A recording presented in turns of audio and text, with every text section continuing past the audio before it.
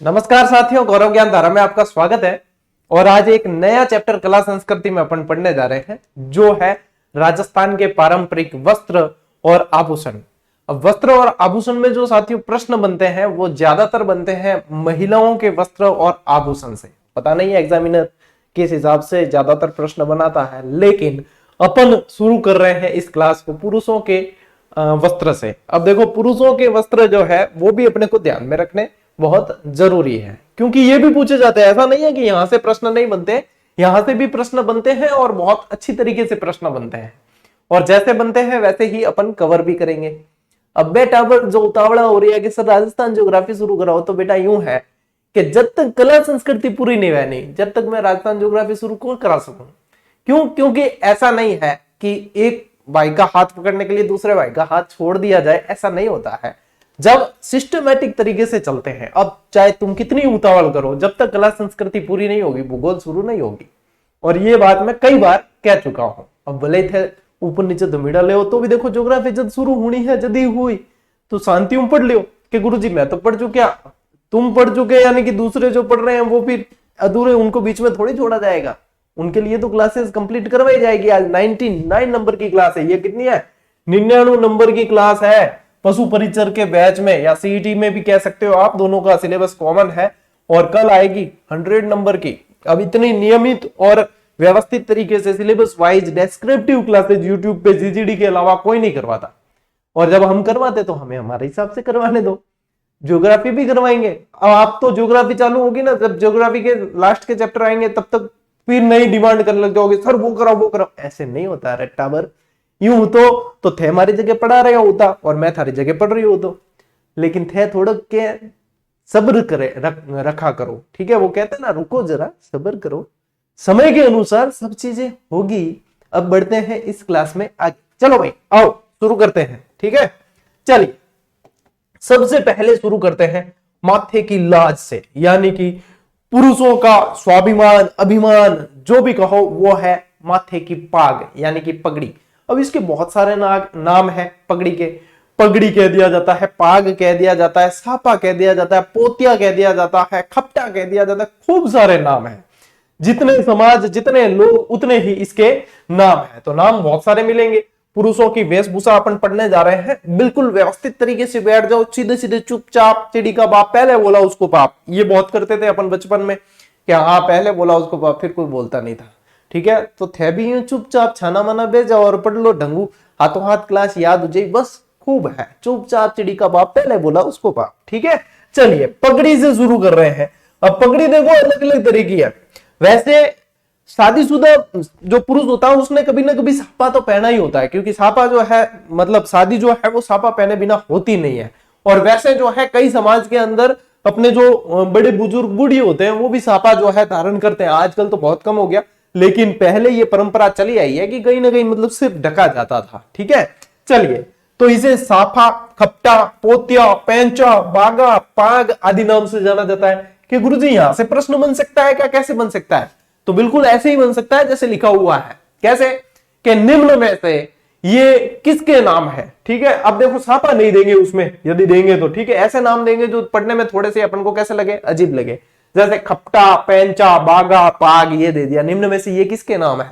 फिर अपने को दिमाग लगाना पड़ेगा, ये तो गुरुजी ने पढ़ाया था सापे थे, ये तो पगड़ी थी, ये तो पाग है। ठीक है, तो यहाँ पे ये चीजें आप लोगों को ध्यान रखनी है। अब देखो पगड़ी को आन मान शान का प्रतीक माना जाता है राजस्थान। अब इसीलिए कहते हैं ना पगड़ी उछालना, यानी कि किसी की इज्जत उछालना, तो वो हो जाती है पगड़ी उछालना। ठीक है, तो राजस्थान में पहने जाने वाली पगड़ियों में ये प्रश्न बना है। एक बार यहाँ पे लगाओ भैया, खिला ठोक के इंपॉर्टेंट। खिला ठोक के इंपॉर्टेंट का मतलब क्या होता है पता है? यानी कि मोस्ट इंपॉर्टेंट। अपनी भाषा में, देसी भाषा में कहते खिलो ठोक इंपॉर्टेंट लगाओ भाई। ठीक है, तो यहां पे लगाना है आप लोगों को इंपॉर्टेंट। ये प्रश्न बहुत बार बना है कि उदयशाही, अमरशाही, विजयशाही, शाहजहानी, शिवशाही, खंजरशाही, अटपटी वगैरह वगैरह क्या है। अब वगैरह वगैरह मैं बोलता हूं ना, वो हिंदी भाषा में उस शब्द को कहा जाता है आदि, और अपन कह देते हैं वगैरह वगैरह, यानी कि और भी नाम हो सकते हैं। तो जब राजवंश वगैरह जैसे चलते थे उस समय राजशाही शासन था, उस समय ये नाम होते थे उदयशाही, अमरशाही, विजयशाही, शाहजहानी, शिवशाही।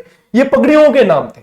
ठीक है, ये अलग अलग पगड़ियों के नाम थे। तो यहां से आप लोगों को ये ध्यान में रखने पड़ेंगे ये प्रश्न कई बार बना है इस तरीके से कि ये क्या है, तो ये पगड़ियां हैं। ठीक है, आगे बात समझ में ले स्क्रीनशॉट, क्योंकि पीडीएफ नहीं मिलेगी। ठीक है, या फिर हाथों हाथ पॉज करके क्लास के नोट्स बनाया करो। समझदार बच्चों की तो यही पहचान है। जो थोड़े से कम समझदार है वो अभी भी रट लगा, गुरुजी पीडीएफ दे दो ना, मान पूरी क्लास देखनी पड़े, नहीं तो गुरुदेव पीडीएफ दे दो ना, पीडीएफ दे। अरे कौन मिले पीडीएफ, पूरी क्लास देखो, क्योंकि हम भी पूरी क्लास देते हैं। हम आधी अधूरी थोड़ी देते हैं क्लास, पूरी देते हैं, पूरी देखा करो।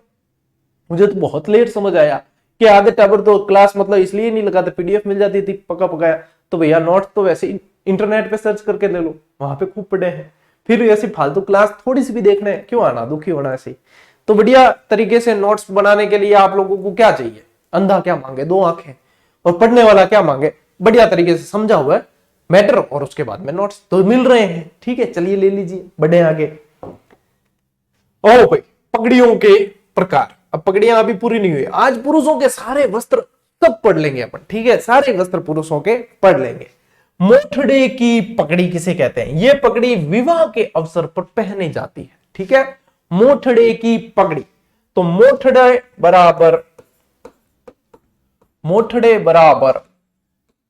शादी या विवाह। ठीक है, तो ऐसे याद रखना, विमोशा। ठीक है, विवाह, शादी और मोठड़े की पगड़ी याद होगी भाई। लहरिया की पगड़ी, ये पगड़ी श्रावण मास में तीज के अवसर पर पहनी जाती है। अब देखो, तीज के समय लहरिया, महिलाएं जो है लहरिया ओढ़ती भी है, तो उसी समय पुरुष भी ओढ़ा ओढ़ी लहरिया पगड़ी पहन लिया करें। ठीक है, तो श्रावण मास में पहने जाने वाली पगड़ी लहरिया की पगड़ी कहलाती है। केसरिया पगड़ी, गर्मियों के दिनों में यह पगड़ी पहनी जाती है, और सर्दियों के दिनों में कंसुबी तथा वर्षा ऋतु में कसुमल, ये एक बार सवाल बना भी था, कसुमल पगड़ी पहनने की परंपरा है। वर्षा ऋतु में हरी और कसुमल भी।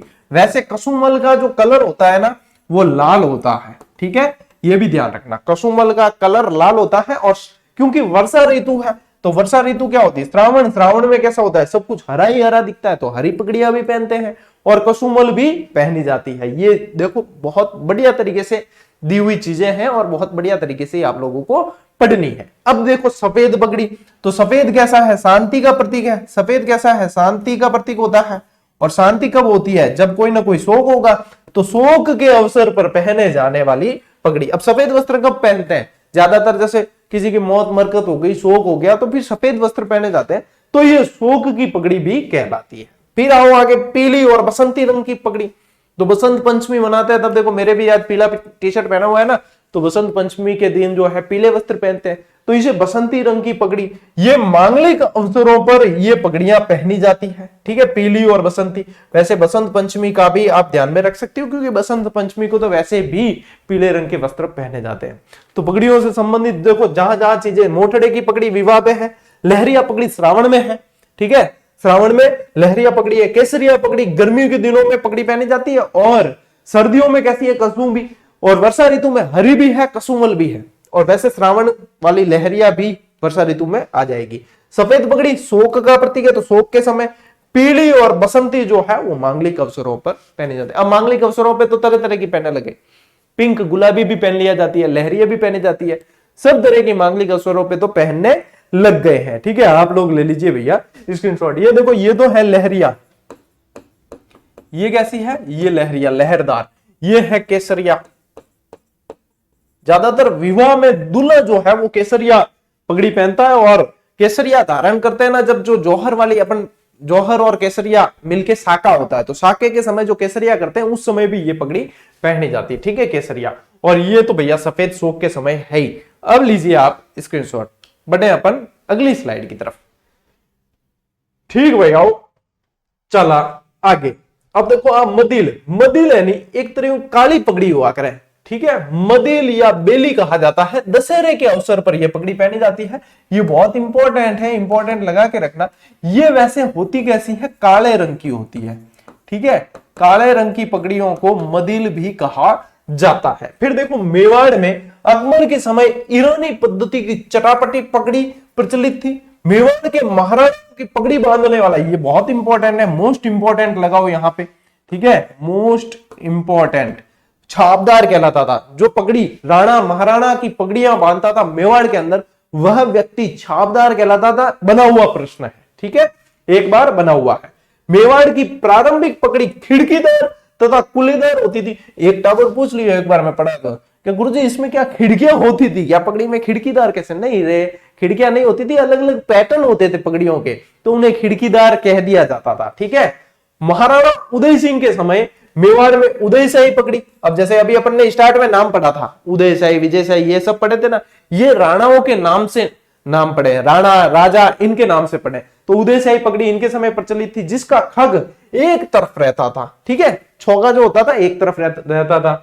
अमर सिंह द्वितीय के समय अमरशाही पगड़ी प्रचलित थी, जिसके खग में किरण और मोतियों की लड़ लगाई जाती थी।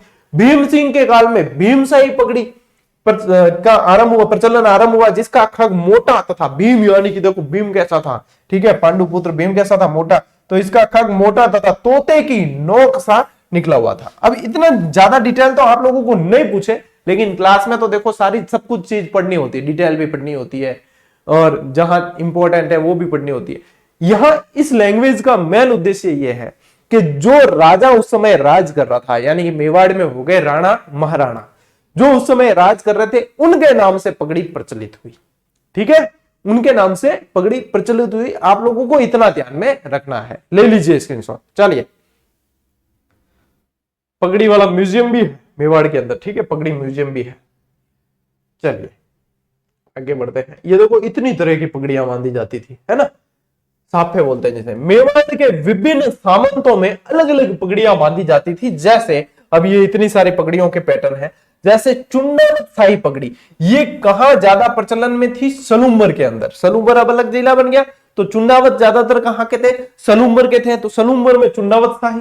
जसवंत शाही पगड़ी देवगढ़, देवगढ़ कहां पड़ता है? देवगढ़ पड़ता है राजसमंद में। कहां? राजसमंद के अंदर देवगढ़ पड़ता है। मंडप शाही या मांडप शाही कन्नौर के अंदर। राठौड़ी पगड़ी बदनौर में, और बदनौर वर्तमान में कहां पड़ता है? ब्यावर के अंदर पड़ता है। बदनौर वर्तमान में कहां है? ब्यावर। मानसाही पगड़ी कहां है? बैसरोडगढ़ चित्तौड़ वाला एरिया है, ठीक है। हमीरशाही पगड़ी कहां है? बनेड़ा शाहपुरा के अंदर। बनेड़ा कहां है? शाहपुरा के अंदर बनेड़ा, ठीक है, ये वहां पे हमीरशाही पगड़ी। तो ये इनके मेवाड़ के जो सामंत थे उनकी भी अलग अलग पगड़ियां थी, और वो पगड़ियां भी प्रसिद्ध रही है। अब पगड़ी और सापे से भी आप समझो, जो पहली बार पढ़ रहे हैं उनको लगेगा कि पगड़ी और सापे भी इतने हुए हैं। देखो हुए हैं, जो पढ़ना ही पड़ती है अपन को चीजें। फिर नोट करके लिखना है आपको, महाराणा प्रताप बकरमा पगड़ी बांधते थे। कैसी पगड़ी बांधते थे? बकरमा पगड़ी बांधते थे महाराणा प्रताप की। और उदयपुरी पगड़ी तथा जोधपुरी साफा अपनी बंदाई के लिए प्रसिद्ध है। ये जोधपुरी साफा तो है ना, राष्ट्रीय पोशाक के अंदर भी आता है। और आप लोग ज्यादातर देखते हो अपने माननीय प्रधानमंत्री जी नरेंद्र मोदी जी जो है, ज्यादातर जो संबोधन देते हैं ना 15 अगस्त 26 जनवरी, उस समय जो है राष्ट्रीय पर्व पे जो संबोधन देते हैं, तो वो जोधपुरी साफा पहनते हैं। जो छोगे वाला ऐसा होता है जोधपुरी साफा। अभी मैंने आगे बताया था आप लोगों को, ये इस स्लाइड पे बांधा हुआ ये जोधपुरी साफा है। ये जो पैटर्न है ना, ये जोधपुरी साफा पैटर्न है। ये भी ये इस तरीके से जोधपुरी साफा बांधा जाता है, छोगे वाला साफा बोलते हैं इसको, ठीक है। तो ये आप लोगों को ध्यान में रखना है। जोधपुरी साफा तो अपनी बंदाई के लिए बहुत ज्यादा प्रसिद्ध है, ठीक है। ये तो है अलग अलग पगड़ियां हैं, और वो जोधपुरी साफा कहलाता है, ठीक है। चलिए लीजिए स्क्रीनशॉट।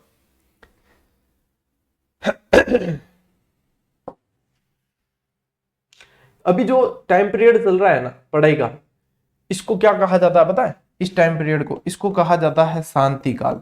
तो इस टाइम पीरियड में जो भी पढ़ने वाले बंदे एक्टिव हैं, ठीक है, वो सिलेक्शन के लिए बिल्कुल सक्रिय दौड़ में है, यानी कि वो सिलेक्शन के बहुत ज्यादा करीब है, और इसको नियमित रखना होता है। एक्चुअल में कंपटीशन एग्जाम में विद्यार्थी यही गलती करता है कि एग्जाम आगे है, अब तो आगे चला गया, अब मैं आराम से पढ़ूंगा, अब मैं फलाना कर दूंगा, वो कर दूंगा, ये कर दूंगा।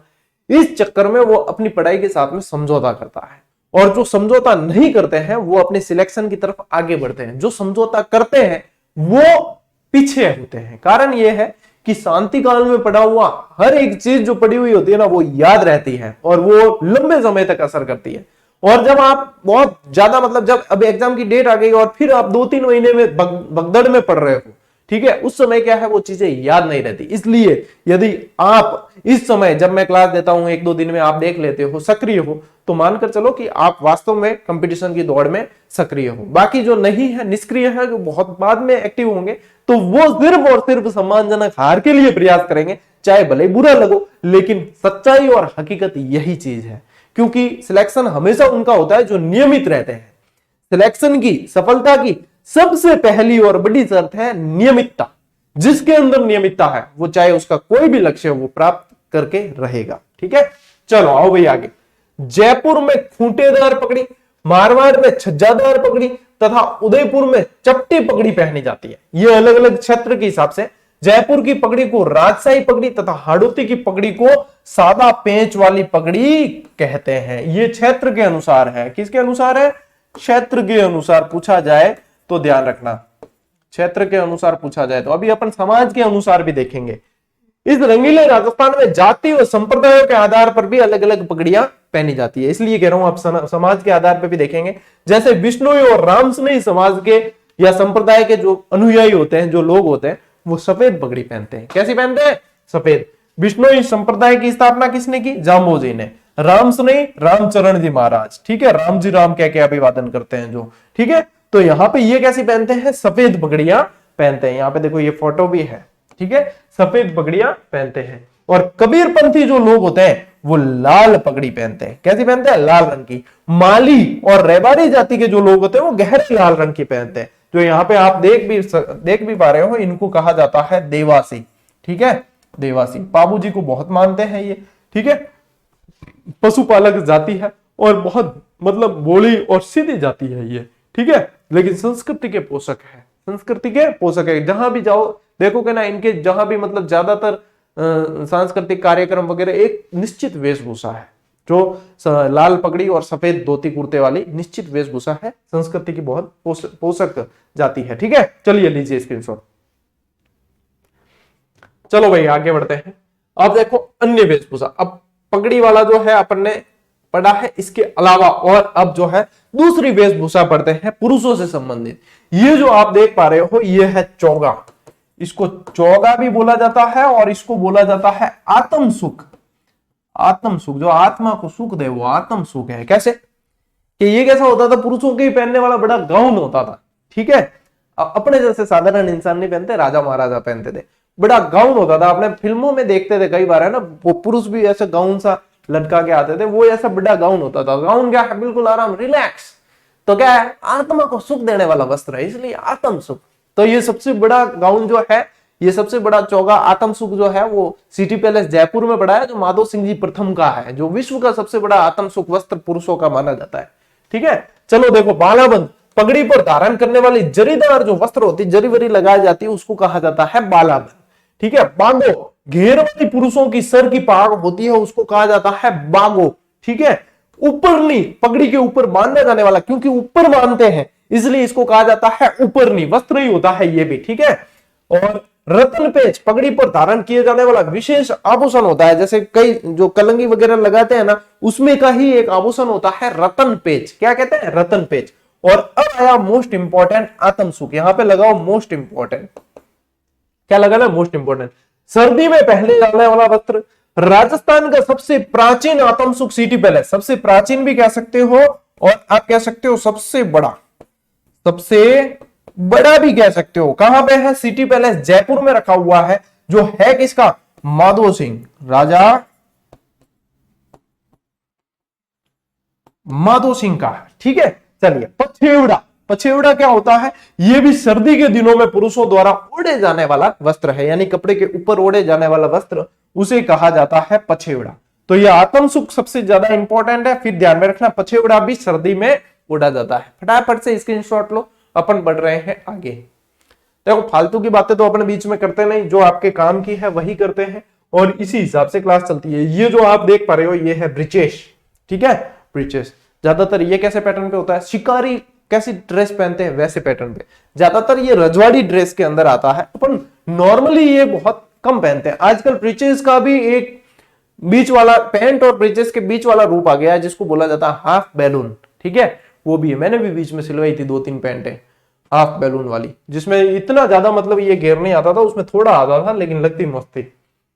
बाकला या बाकली राजस्थान के गांवों में सर्दी के मौसम में प्रचलित वस्त्र कहलाता है बाकला या बाकली। कमरबंद या पटका, जैसा इसका नाम है वैसा ही इसका काम है, कमर पे बांधा जाता है। तो देखो, जामा या अंगरखी के ऊपर कमर के आसपास बांधे जाने वाला वस्त्र ये कमरबंद या पटका कहलाता है। अहमदाबाद और बनारस के पटके प्रसिद्ध है। ठीक है, अब ये तो नाम से ही पता चल जाता, तो ज्यादा दिमाग लगाने की जरूरत नहीं है। वैसे ये वस्त्र आभूषण वाली क्लास है ना, इसमें ज्यादा दिमाग लगाना ही नहीं है। इसमें आप लोगों को व्यवहारिक होकर सोचना है।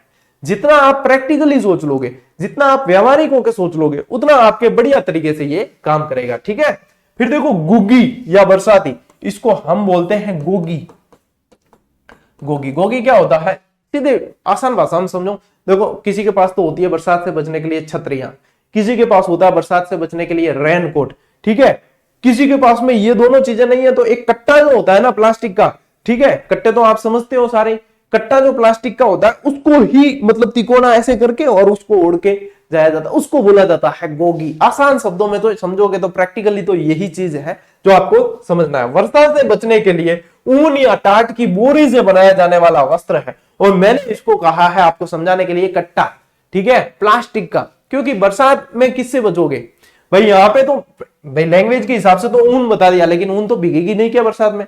लेकिन इसीलिए ध्यान में रखना है कि प्लास्टिक से उससे बनता है, ताकि वो पानी जो है वो अंदर आता ही नहीं। ठीक है, फिर ध्यान रखना, स्वॉर्ड, सर्दी के दिनों में रजाई के नीचे ओढ़ने वाला वस्त्र, रजाई के भी नीचे ओढ़ने वाला वस्त्र है ये स्वॉर्ड है। आमतौर पर ये प्रचलन में नहीं रहता। सूतना, सर्दी के दिनों में बच्चों द्वारा बनाए जाने वाला पायजामा जो होता है वो कहलाता है सूतना। ठीक है, ये जो है आपको किताबी भाषा के अनुसार ही ध्यान में रखना है, क्योंकि ये आम प्रचलन में आने वाले वस्त्र नहीं है। फिर है ब्रिजिस, या इसको कहा जाता है ब्रिचेस, या कहा जाता है ब्रिचेस। ठीक है, चूड़ीदार पायजामे के स्थान पर पहने जाने वाला वस्त्र जो यही है, ये है ब्रिचेस। जो दिख रहा है ना, ये ब्रिचेस है। ठीक है, आगे बात समझ में।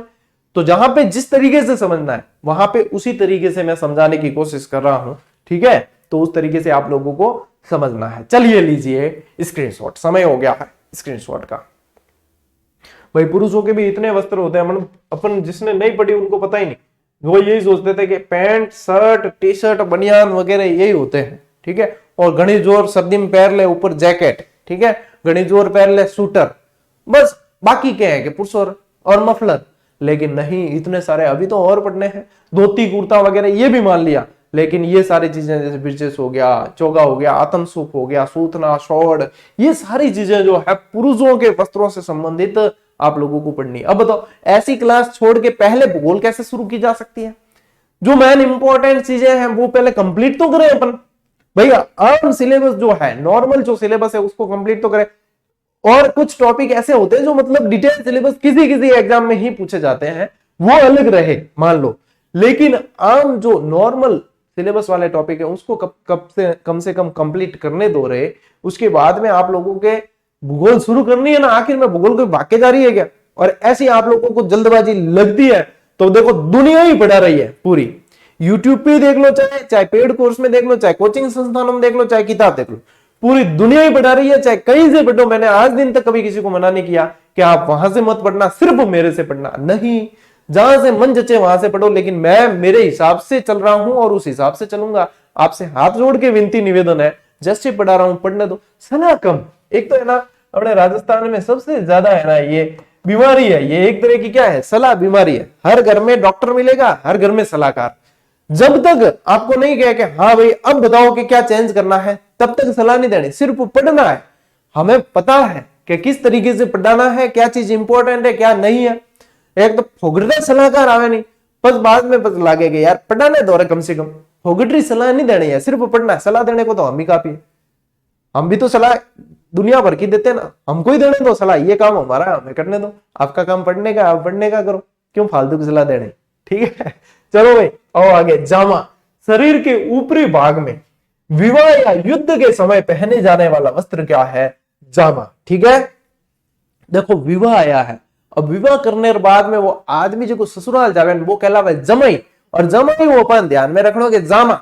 कब पहना जाता है कि विवाह के समय पहना जाता है, और विवाह किसी युद्ध से कम नहीं है, इसलिए युद्ध और विवाह दोनों साथ में आ गए, इसलिए आप लोगों को ध्यान रखना है जमाई जामा। ठीक है, चलिए चौगा, राजस्थान में प्राचीन काल में संपन्न वर्ग के द्वारा, ये वही आत्म सुख है, ठीक है, एक तरीके से संपन्न वर्ग के द्वारा क्या लिखा है, परिवार, संपन्न वर्ग के परिवार के लोगों द्वारा अंगरकी पर रेशमी ऊनी चौका पहनते थे, अंगरकी के ऊपर। ठीक है, अंगरकी अलग है, अंगरकी अलग, और चौके का ही एक रूप क्या है, आत्म सुख। ठीक है, चलिए फिर आओ अंगरकी, अंगरकी का जिक्र आया, अंगरकी पे लगाओ इंपॉर्टेंट, क्योंकि यहां से सवाल बहुत बनते हैं। ये जो दिख रहा है आपको, ये अंगरकी ही वस्त्र है, पुरुषों द्वारा शरीर के ऊपरी भाग में पहने जाने वाला वस्त्र।